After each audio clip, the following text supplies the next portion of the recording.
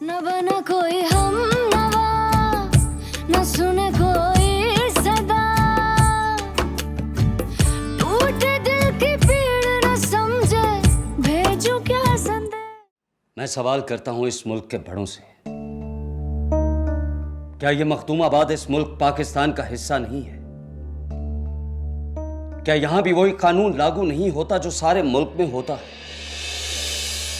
अगर यहां भी वही कानून लागू होता है तो फिर कहां है वो कानून? कहां है वो मीडिया जो लाहौर, कराची, इस्लामाबाद जैसे बड़े शहरों में कुत्ते के मरने पर सारा दिन ब्रेकिंग न्यूज चलाते हैं? क्या उन्हें इस मखदूमाबाद में 3 मसलूम लड़कियों का कत्ल दिखाई नहीं देता? कौन पूछेगा यहां की पुलिस से? कौन पूछेगा यहां की पुलिस से कि कातिल अभी तक क्यों नहीं पकड़े गए? कोई केस अभी तक क्यों नहीं चला? कोई एक भी बंदा अभी तक गिरफ्तार क्यों नहीं हुआ? कोई नहीं पूछेगा, कोई नहीं पूछेगा। शायद यहां पर रहने वाले इंसानों की जिंदगी जानवरों से भी ज्यादा बदतर है। ऐसा कब तक चलेगा? कब तक चलेगा ऐसा? कब तक यहां पर रहने वाले मजलूम लोगों को इंसाफ नहीं मिलेगा?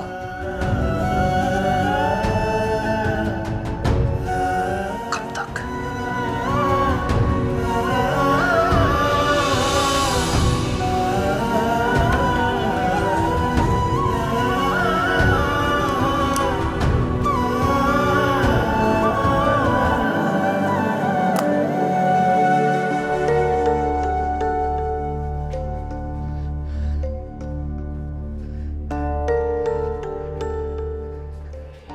गुड़िया के बार बार बुलाने पर भी तुम नहीं आए।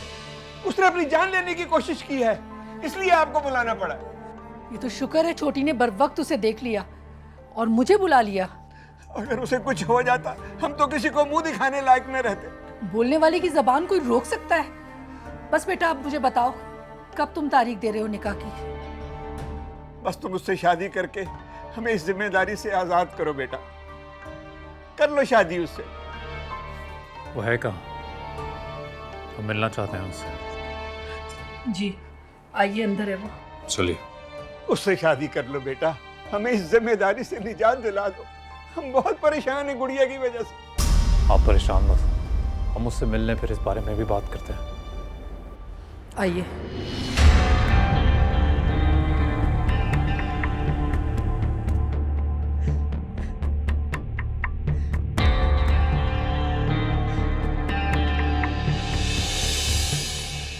कहाँ रह गए थे आप?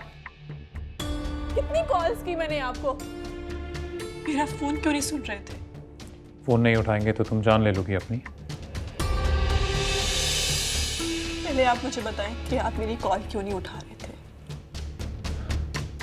पता है ना, मसरूफ रहते हैं हम, 1000 काम होते हैं, बस इसी वजह से बात नहीं कर पाए। लेकिन आप मेरे लिए वक्त निकाल सकते थे, जैसे पहले निकाला करते थे। मेरी कोई कॉल मिस नहीं करते थे। मैं नहीं मिलती थी तो खुद फोन करके बुलाते थे। अब क्या हो गया? देखो रमशा, सबसे पहले तो हमें ये इमेच्योर हरकतें बिल्कुल पसंद नहीं। अगर एक दिन तुमसे बात नहीं करेंगे तो तुम क्या अपनी जान ले लोगी?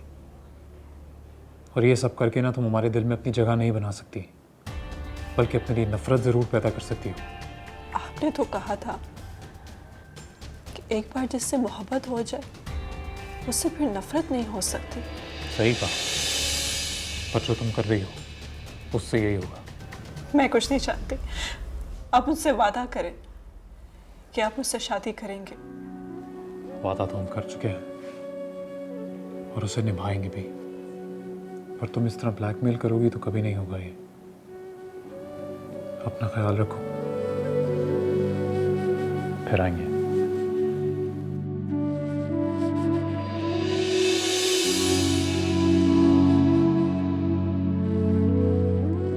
तो फिर क्या फैसला किया आपने? मेरी तो आपसे गुजारिश है कि इसी महीने की कोई तारीख रख लेते। पता है, आपको अपनी बेटी को समझाना चाहिए था। खास करके सही गलत का फर्क वो समझाना चाहिए था। लेकिन देखिए, हमने बहुत सोचा, इतने माह तक हम सोचते रहे और आखिरकार यही समझे कि हम आपकी बेटी से शादी नहीं कर पाएंगे, कर ही नहीं सकते। देखिए, दुनिया जानती है हमें, इज्जत करती है। ये भी सब जानते हैं कि पहले ही एक बीवी है हमारी, एक बेटी है। अब आपकी बेटी से शादी कर भी लें तो भी उसे दुनिया के सामने बीवी नहीं मान पाएंगे, तो ये तो गलत होगा ना। फिर हम क्या करें? आपने उसकी हालत तो देख ही ली है, अब कितना इंतजार करें? और इंतज़ार तो आपको नहीं करना चाहिए, और हम भी यही कहना चाहते थे आपसे। देखिए, एक अच्छा सा लड़का ढूंढिए और जितना जल्दी हो सके उसकी शादी कर दीजिए आप। ये आपके लिए भी बेहतर होगा और उसके लिए भी। ये क्या कह रहे हैं? आपने तो कहा था कि उससे शादी करूंगा। जी, कहा था, बिल्कुल कहा था, याद है हमें। और ये भी याद है कि वो झूठ हमने आप ही के लिए बोला था। तो बेटी आपकी पेट से थी। ज़रा सोचिए, किसी को अगर पता चल जाता तो कोई चेहरा देखने आता आपका, कोई इज्जत करता आपकी? ये गलत है, तुम ऐसा नहीं कर सकते। देखिए, गलती तो हम दोनों ने की थी। अब बजाय इसके कि हम पूरी ज़िंदगी भुगते हैं, बेहतर है अपनी अपनी ज़िंदगी अच्छे से गुजार लें। आप बात मानिए हमारी, अच्छा सा लड़का देखकर उसकी शादी कर दीजिए। और किसी भी चीज़ की ज़रूरत हो तो हमें कॉल कीजिएगा, हम गाड़ी भेज देंगे। चलते हैं।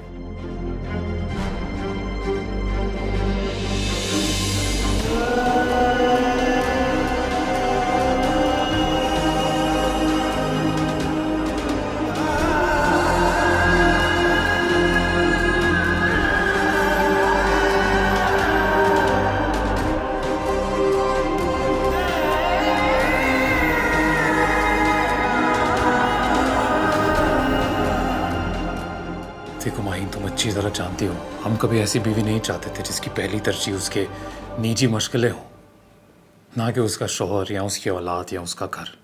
और अभी भी वक्त है। हमारे बीच जो ये बचा कुचा रिश्ता है, अगर चाहती हो कि बच जाए तो छोड़ दो ये सब।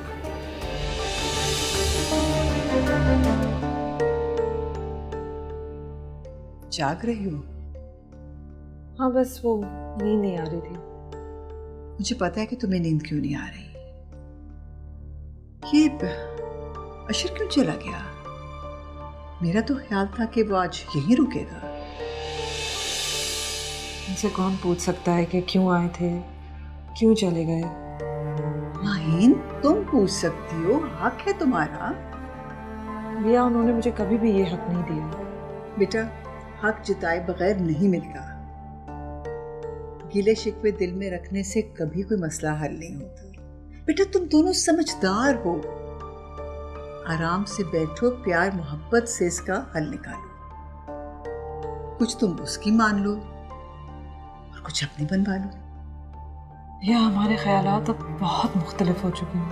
बेटा, तो मुख्तलिफ लोग भी बहुत कामयाब जिंदगी इकट्ठे गुजार सकते हैं। बहुत मिसालें हैं ऐसी। तुम तो खुद वकील हो, तुम तो जानती हो ऐसी चीजों को।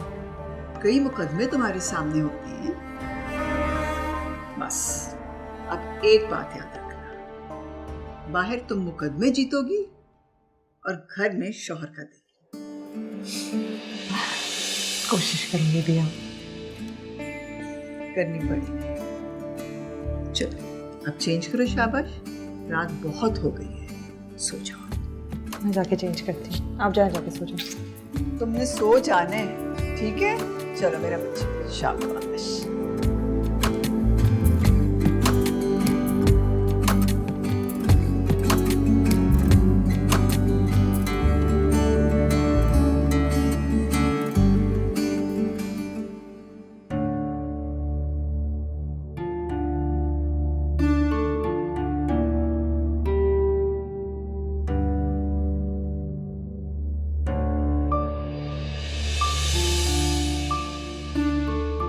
क्या कहा उसने?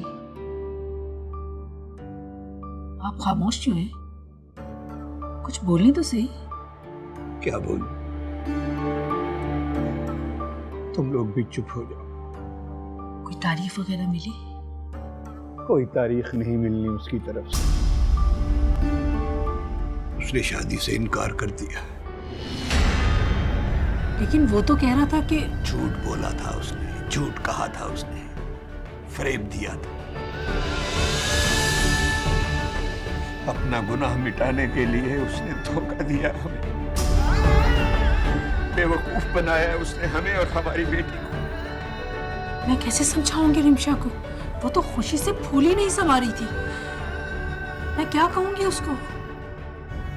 जिस लिबास पर लगे दाग धुलने से भी साफ ना हो, उस लिबास को बदल देना चाहिए, वरना दुनिया के सामने शर्मिंदा होना पड़ता। मैं समझी नहीं आपकी बात को। क्या कहना चाह रहे हैं? अशर इब्राहिम एक दाग है। अपनी बेटी को समझाओ, भूल जाए उसे। वो शख्स किसी औरत के लायक नहीं है, वो सिर्फ बदनुमा दाग है। वो बर्दाश्त नहीं कर सकेगी, वो मर जाएगी। हम कौन सा जिंदा है, हम भी तो जिंदा दरगोर हो चुके हैं। गलती हमारी और हमारी बेटी की है, और हमें ही बर्दाश्त करना होगा, हमें ही बर्दाश्त करना होगा।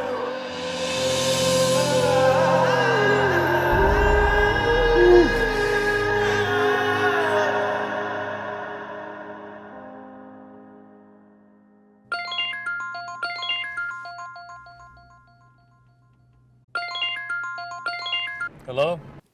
आपने ऑटोग्राफ में अपना नंबर दिया था। जी बेदहानी में दे दिया शायद।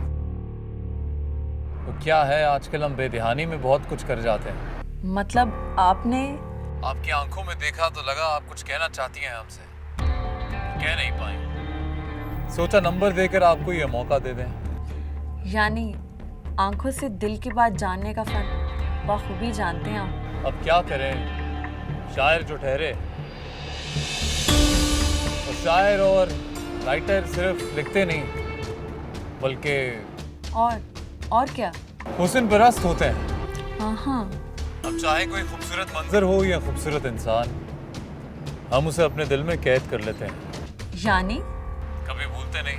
वैसे भी खूबसूरती वो मैं है जिसके सरूर में इंसान पूरी जिंदगी गुजारना चाहता है, कभी उससे बाहर नहीं निकलना चाहता। आपकी बातों ने तो मुझ पर सख्ता तारी कर दिया। खैर, कल शाम क्या कर रहे हैं आप? इंतजार करेंगे आपके आने का। रियली? यकीन नहीं आ रहा? सच पूछे तो वाकई नहीं आ रहा। कल डिनर साथ करें? क्यों नहीं। अच्छा चलें, ठीक है, मैं आपको वेन्यू टेक्स्ट कर देती हूँ। हम इंतजार करेंगे।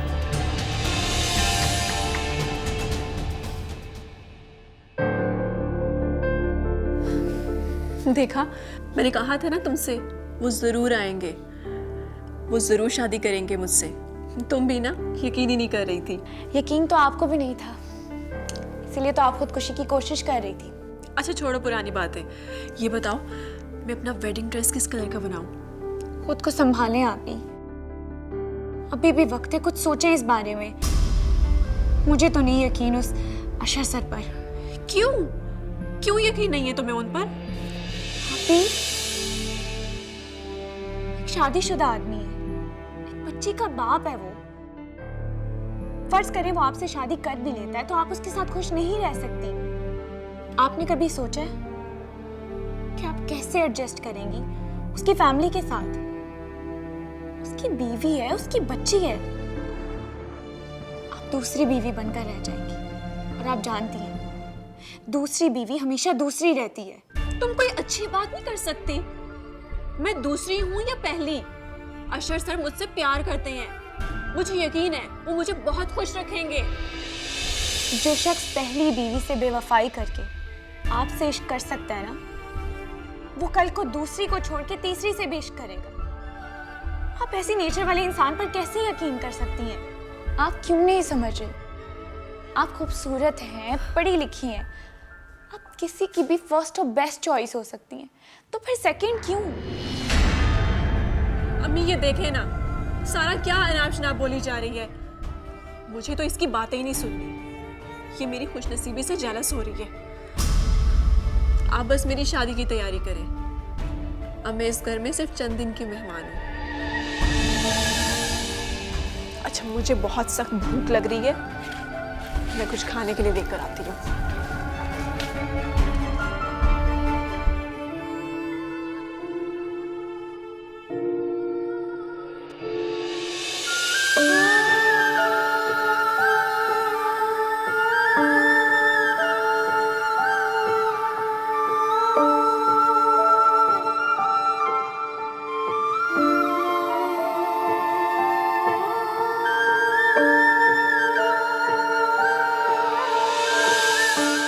मुझे नहीं पढ़ना।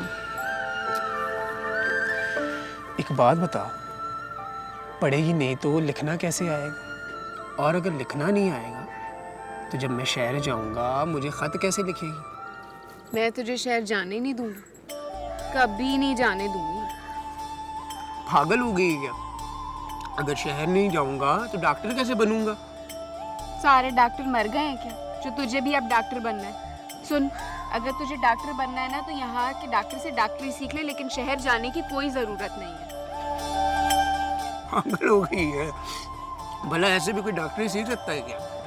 अच्छा, ये ले, ये भी। और किधर जा रही है अब? मैं कहीं भी जाऊँ तुझे क्या, मैं मर जाऊँ जाके। मेरी बात तो सुन। मेरा हाथ तो। ये हाथ मुझे मामे ने खुद दी है। अब मर भी जाऊंगा ना तब भी ये हाथ नहीं छोड़ूंगा, समझी? झूठा।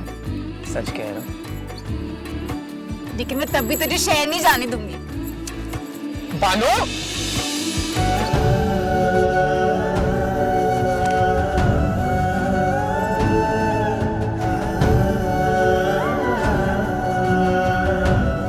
बहुत झूठा है तू जफरी। कहता था कभी हाथ नहीं छोड़ूंगा, सब छोड़ के चला गया, एक बार खत भी नहीं लिखा। अब देख, जब तू आएगा ना तो एक बार भी बात नहीं करूंगी मैं तुझसे।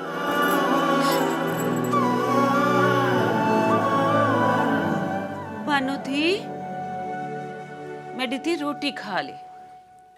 मुझे भूख नहीं है। हाय, कब तक भूखी रहेगी? कल से तूने कुछ नहीं खाया है? क्यों अपनी जान की दुश्मन बनी बैठी है बानो? कहा ना मैंने, नहीं भूख।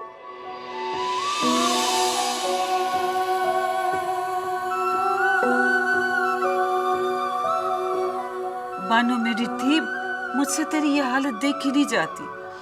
अच्छा चल, अपने लिए नहीं तो अपनी माँ के लिए 2 निवाले खा ले।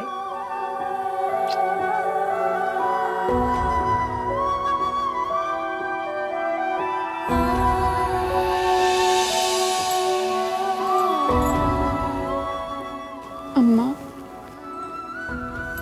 ये शहर यहाँ से कितना दूर है? हाय बानो, मुझे क्या पता शहर कितनी दूर है। मुझे तो बस शहर जाने वाली सड़क का पता है, और वो सड़क इतनी लंबी है कि नजर खत्म हो जाती है, सड़क नहीं खत्म होती है। मेरी धी भी चली होगी। चल, खा रही होगी मैं।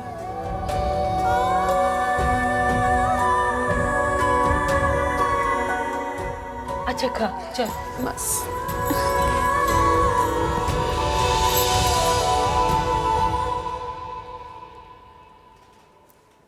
ये क्या कह रहे हो तुम? मैं सच कह रहा हूँ बाबा। मैं कल शहर गया था तो जायदा की यूनिवर्सिटी भी गया था, लेकिन वो वहां नहीं थी। वो किसी लड़के के साथ घूम रही थी। मैंने सारा पता लगवा लिया है। वो उसका क्लास फेलो है जिसके साथ वो घूमती फिरती है। बाबा सही, मुझे आपकी नाराजगी का डर ना होता तो मैं उसे जबरदस्ती अपने साथ ले आता। बेटा पुत्र, तुम्हें गलतफहमी हुई है। जायदा ऐसी नहीं है, वो नहीं घूम सकती किसी लड़के के साथ। आप चुप भी रहे अम्मा सहन। आपने ही उसे सर चढ़ाया हुआ है। एक दिन वो हमारी इज्जत पाँव में रोन देगी और आपको तब भी यकीन नहीं आएगा।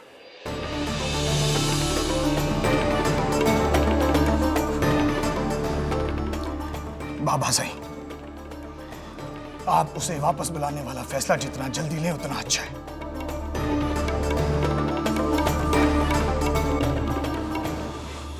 वरना आप बहुत पछताएंगे।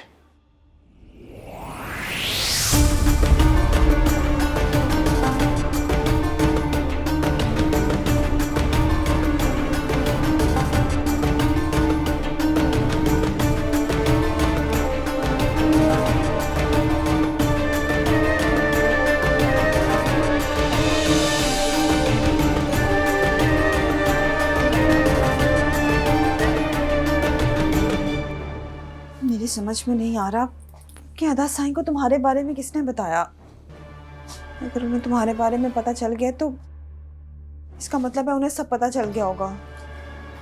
इसीलिए तो मैं तुमसे कह रहा हूँ कि इससे पहले कोई हंगामा खड़ा हो, तुम बाबा साईं को खुद बता दो कि हम दोनों एक दूसरे से मोहब्बत करते हैं और हम शादी करना चाहते हैं। हमारी नीयत गलत नहीं है। तुम अदा साईं को नहीं जानते, ये बात वो इतनी आसानी से नहीं समझेंगे। वो अपनी मर्जी में आए कुछ भी कर सकते हैं, लेकिन उनकी गैरत इजाजत नहीं देती कि उनके घर की बहन बेटी किसी गैर मर्द से बात भी करे। ज़ाहिदा, फिर अब तुम क्या करोगी? अब मैं बाबा साईं से ही बात करूंगी, क्योंकि अदा साईं से मुझे कोई उम्मीद नहीं।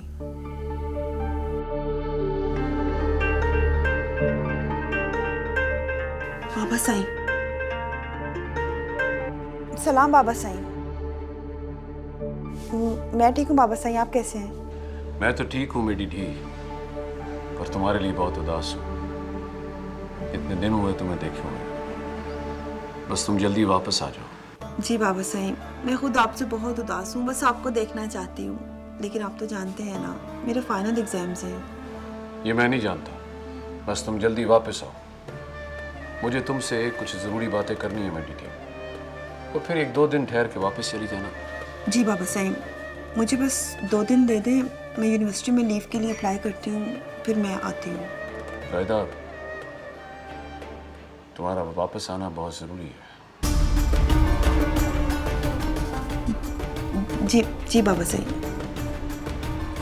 ख्याल रखो मेरे पुत्र।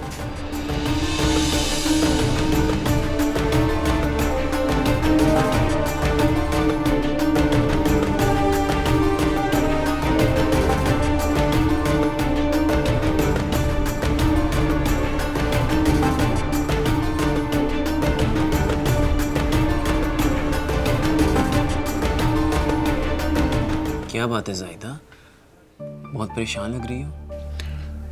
वही हुआ जिसका डर था। बाबा साईं वापस बुला रहे हैं।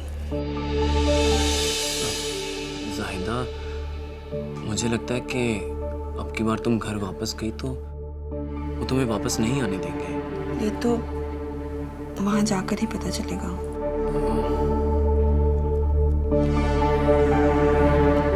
ज़ाहिदा, हम कोर्ट मैरिज कर लें?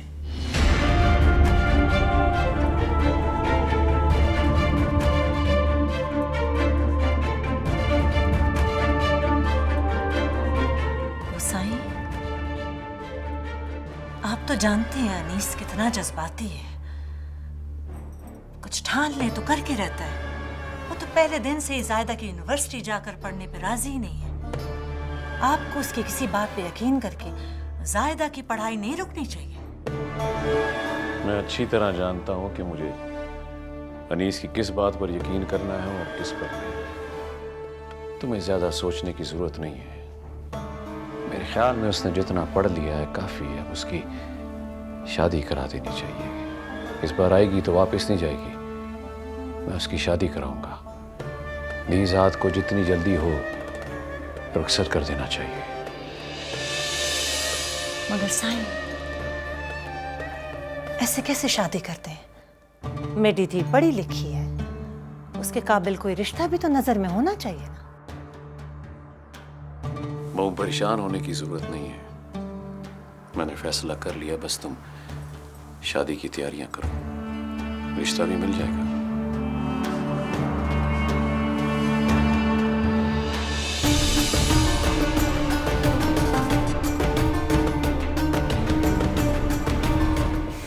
देखो जायदा, मैं भी ऐसा नहीं करना चाहता, लेकिन जितना मैं तुम्हारी फैमिली को समझ पाया हूँ, वो कभी हमारी शादी के लिए नहीं मानेंगे।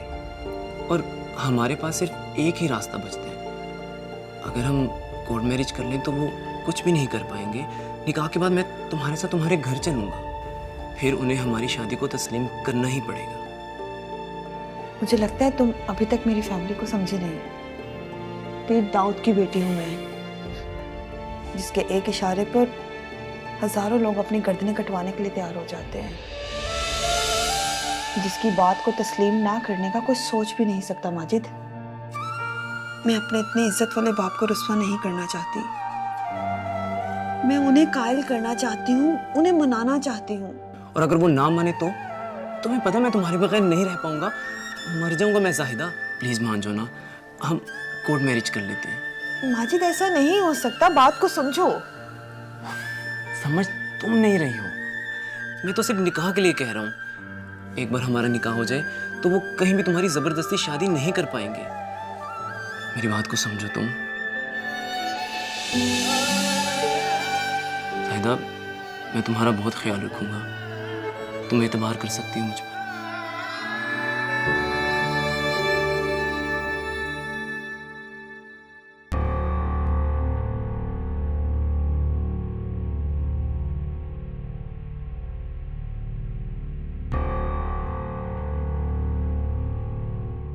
तो कैसी हैं आप? हाय, मैं बिल्कुल ठीक हूँ, मगर सच पूछे तो मुझे यकीन नहीं आ रहा कि मुझसे मिलने अशर इब्राहिम आएंगे, और वो भी मेरे बुलाने पर। I can't believe this. अब तो आ गए। अब सारी बातें खड़े होकर होंगी या बैठे? ओह, आई एम सॉरी, प्लीज बैठे। प्लीज बैठे। हाय मिस्टर अशर इब्राहिम। ये मेरे फियांसी हैं, तनवीर।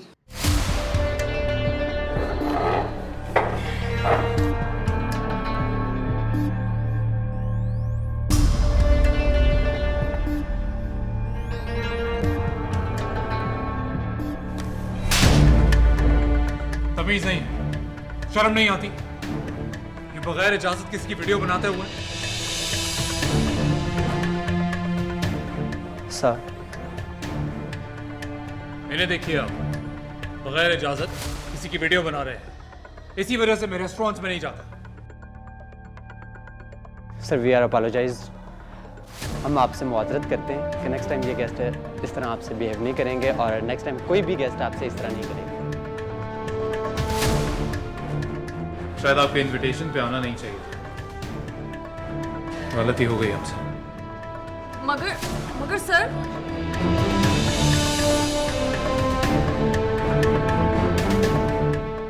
अम्मा, आप ये कैसे बात कर रही हैं? प्लीज आप बाबा साईं को समझाएं ना। मेरा भी यहाँ रुकना बहुत जरूरी है, वरना मेरी सारी मेहनत जाया चली जाएगी। मेरी दी, जो आग तुम्हारे अदा साईं ने लगाई है ना, तुम्हारे यहाँ आए बगैर बुझेगी नहीं। अम्मा, आपको मुझ पर यकीन नहीं है, बाबा साईं को मुझ पर यकीन नहीं है। आप लोग अदा साईं की बात को सच कैसे मान सकते हैं? जाहिरा, तुम पे यकीन है तभी तो कह रही हो, आ जाओ। तुम अपने बाबा साईं को जानती हो ना, तुम्हारे आने से उन्हें तसल्ली हो जाएगी, और क्या पता तुम्हें वापस जाने की खुद ही इजाजत दे दें। लेकिन अम्मा, जाहिदा, तुम यहाँ आने में जितनी देर लगाओगी ना, तुम्हारे बाबा को मनाना उतना ही मुश्किल हो जाएगा। तुम आ जाओ, उन्हें नाराज मत करो, इसी में बेहतरी। जी अम्मा साहब, खुदा हाफिज।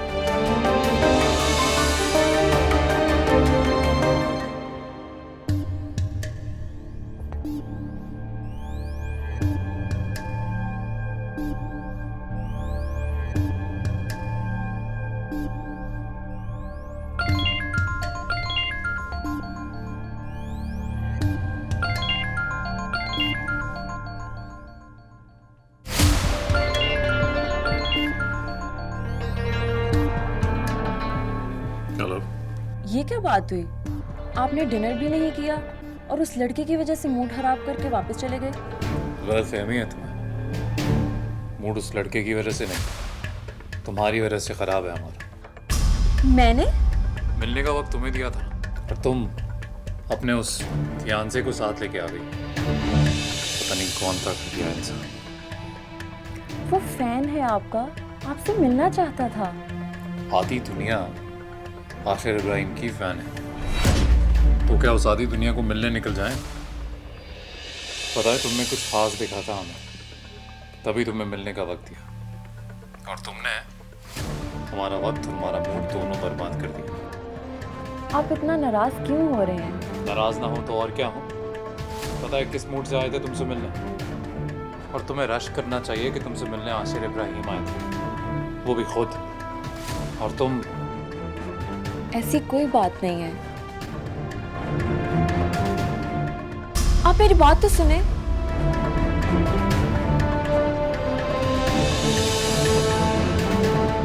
बहुत कुछ सुन रखा था मैंने आपके बारे में, और मैं जानती थी कि आप ही हमारी मदद कर सकती हैं।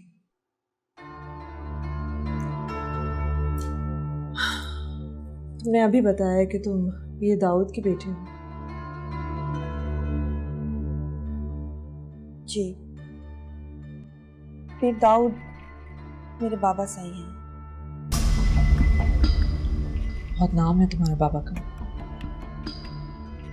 शायद कोई ही शख्स होगा इस मुल्क में जो पीर दाऊद से नावाकिफ हो। मुझे नहीं लगता कि इस तरह कोर्ट मैरिज करने से उनकी इज्जत पर हर्फ आ सकता है, बेइज्जती हो सकती है उनकी। लेकिन आप मेरे बाबा साईं को नहीं जानती हैं। वो कभी हमें शादी की इजाज़त नहीं देंगे, और हम एक दूसरे के बगैर जिंदा नहीं रह सकते। प्लीज़ आप हमारी कोर्ट मैरिज करवा दें।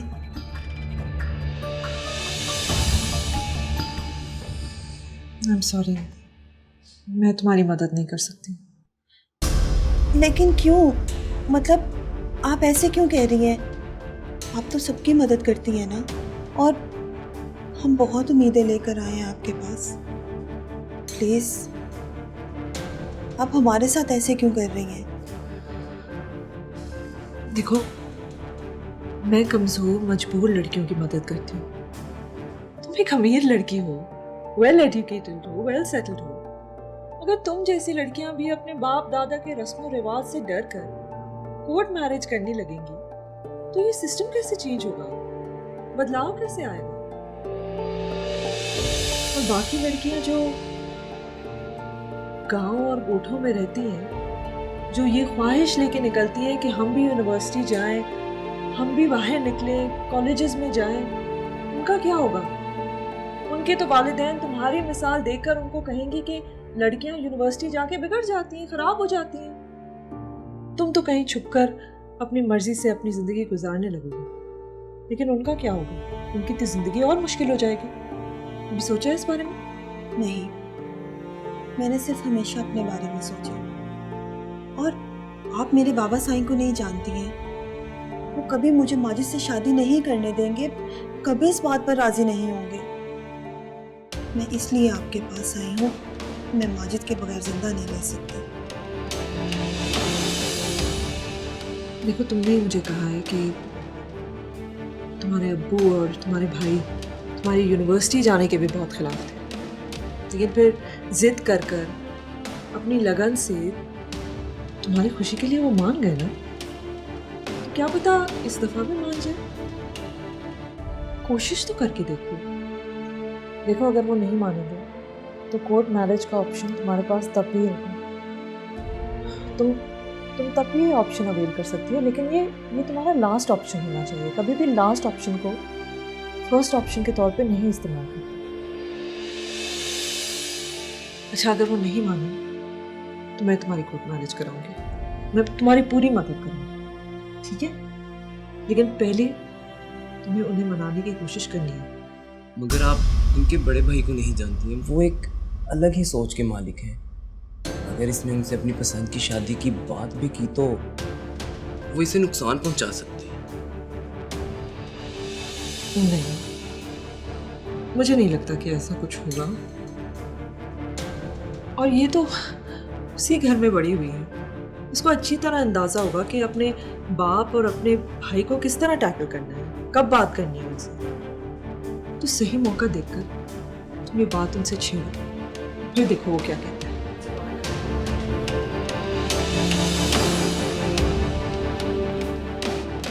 चले?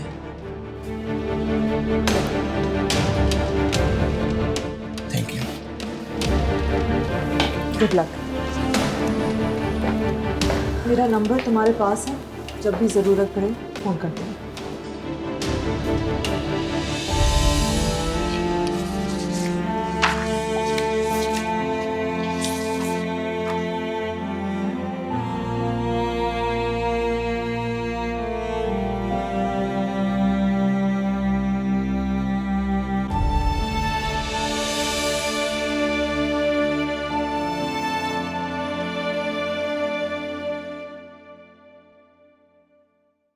न बना कोई